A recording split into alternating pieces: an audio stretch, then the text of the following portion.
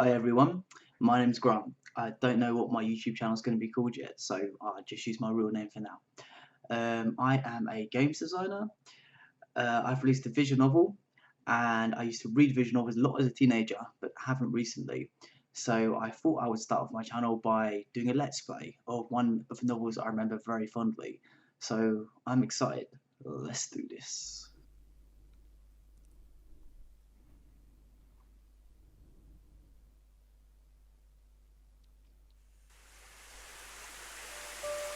Certainly, since I was a child, I wasn't on the healthy side. But even so, I went to grade school normally. During summer vacation, I played until I was tanned very dark. June, soon after entering middle school, the day after we ordered swimsuits for the swimming class that would start next month. That time was the first time I experienced being admitted into a hospital. Just a little before the first semester midterms, a day where the rain that started to fall felt awfully cold.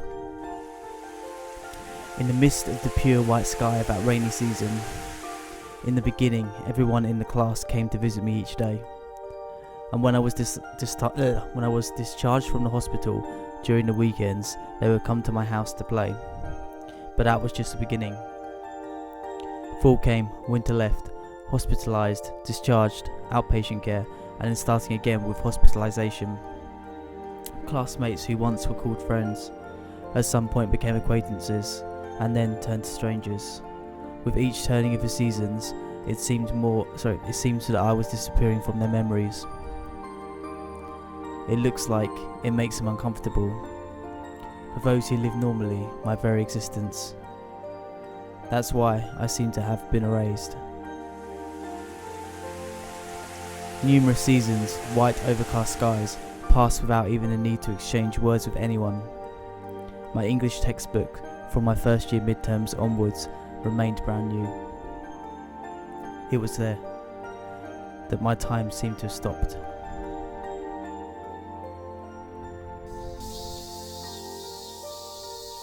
Eight years later, 2004, early summer, protagonist. Summer, flowing sweat. In the driver's license examination area, a large electronic bulletin board was installed. All at once the lights came on, and like everyone else there, I searched for my own number. 237, 237. Scanning among the most lit light panel, I found my own examination number. The tracks beneath the train thudded rhythmically. Because it was just past midday, the train car was quite empty. And in that empty car, I was on the way home from the examination centre. In my left hand was a traffic regulations manual I had just received. In my shirt pocket was a brand new license. With this, I'm also normally licensed, eh? I murmured somewhat seriously, but didn't feel any particular strong emotion. It's not like I wanted to drive cars, nor did I really have another purpose in mind. Excuse me.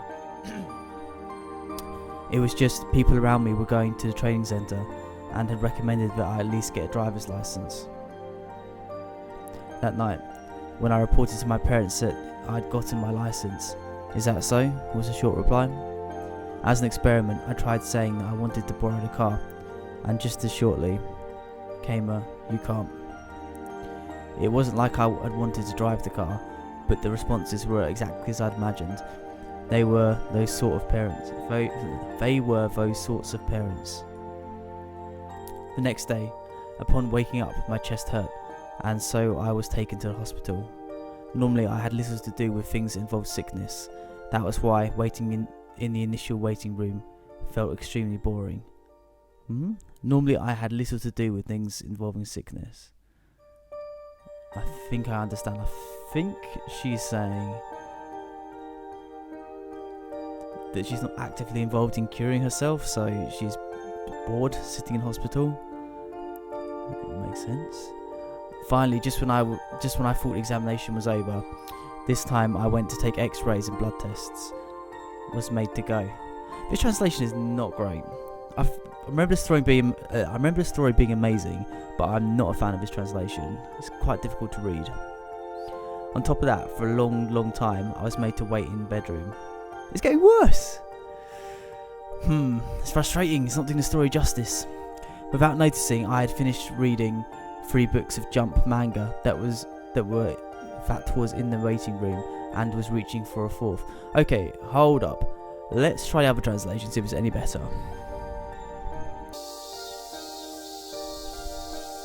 Just get to the part where she gets her driver's license and go from there. Okay, here you go. A nearly empty train car, perhaps thanks to a beautiful afternoon. Almost alone in that train car, I was heading back home from the exhibition hall. My left hand held a new traffic regulations handbook, and my breast pocket held my brand new driver's license. So now I've got a license as well, I muttered somewhat happily, but there were no strong feelings behind it. I never particularly wanted to drive a car, I never particularly had any motive for it. It was just that my colleagues and the Technical Institute both recommended that I at least get a driver's license. Technical Institute? That night, when I told my parents I'd gotten my license, they immediately replied with an "I see." This translation is a lot better. And when I asked if I can borrow the car, just for a test run, they instantly and curtly said just one thing: no. While I didn't really want to drive the car or anything, the response was all too expected. Those were my parents for you. The next day, I awoke with chest pain and went to the hospital. Well, maybe it's not that much better. Sickness and I generally had nothing to do with each other, which is why I found the ER waiting room to be utterly boring.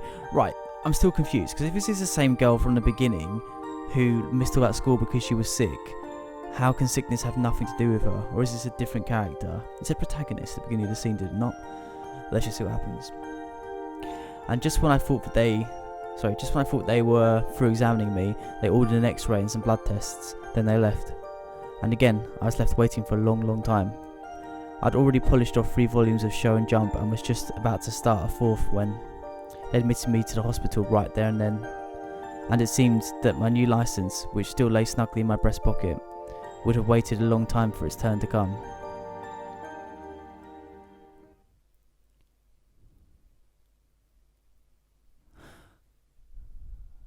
Was that the first time she got ill? Because I don't know what age you're allowed to drive in Japan. Middle school though. I'm British, so I don't know what middle school is. I'm assuming you must be around the age of 13, 14 when you go there? And she was sick in middle school already, and so she surely can't have been driving. So maybe it's different characters? I don't know. So this is the protagonist. Right around when the all too noisy cicadas had finally gone silent, I once again found myself in the hospital, as per usual. Of course, it wasn't as if I'd been there the entire time. I came and went, a futile cycle. My first surgery was a month before. After that, I started doing the 5-minute commute to and from the hospital by moped. And from then on, I was hospitalised, discharged, ordered to the clinic, and hospitalised again and again and again. While I still had no clue what PET or IRESA stood for, in no time at all, several months had already passed. As my appetite decreased, my medications increased. I could feel my own physical strength atrophying away? I haven't heard that word before. I kept imagining that my legs were getting thinner, but the needle of the weight scale rudely informed me it's not just your imagination. And yet that's in quote marks, as if a weight scale said that to her. It's a pretty bitchy weight scale. And yet I kept looking on at myself with detached interest. I like that description. As if it were happening to somebody else entirely. As if I were looking at a scene on a TV or the like. My mind could not grasp what had so suddenly happened to my body. Nothing within me was telling me that this was real at all. And that's why, even though it was all happening to me, I kept looking on as if it were happening to someone far away. Winter 2004. A day of winter, around when the Christmas trees had vanished from the streets. I was discharged home as a kind of year's end treat. It seemed like an exercise in total transience, but still, it made me slightly happy. I travelled back to a home I had not seen in a long time, in the midst of freezing rain.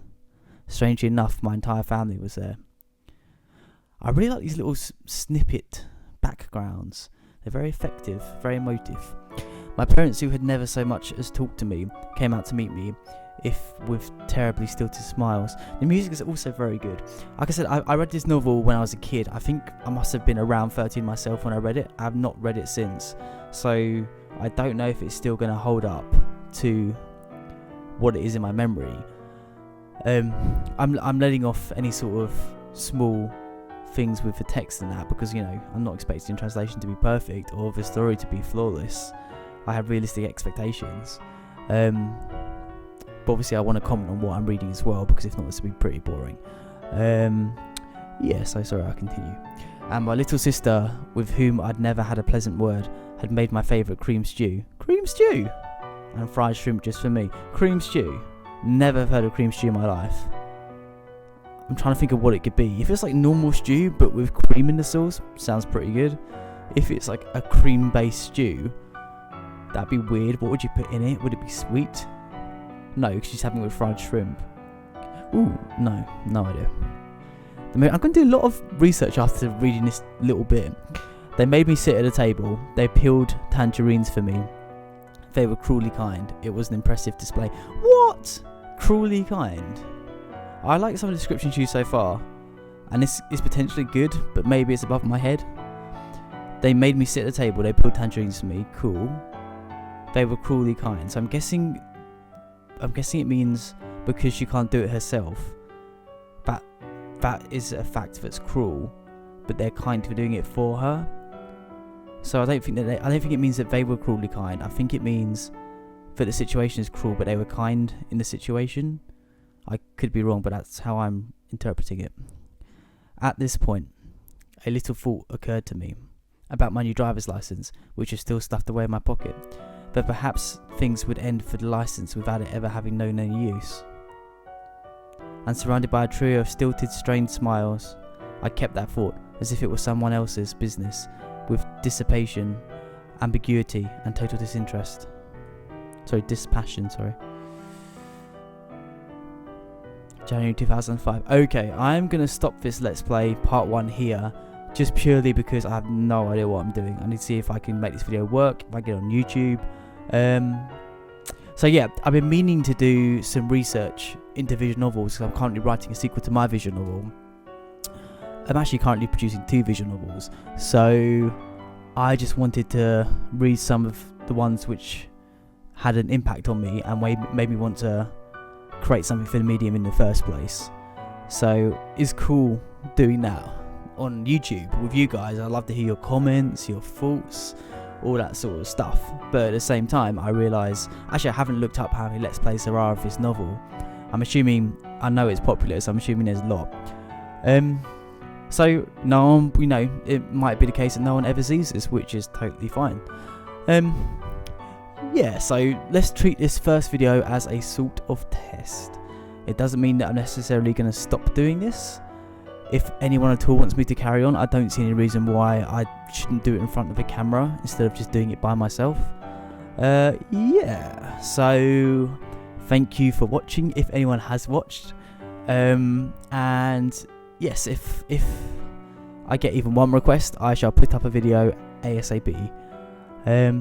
Thank you. For now, take care. Goodbye.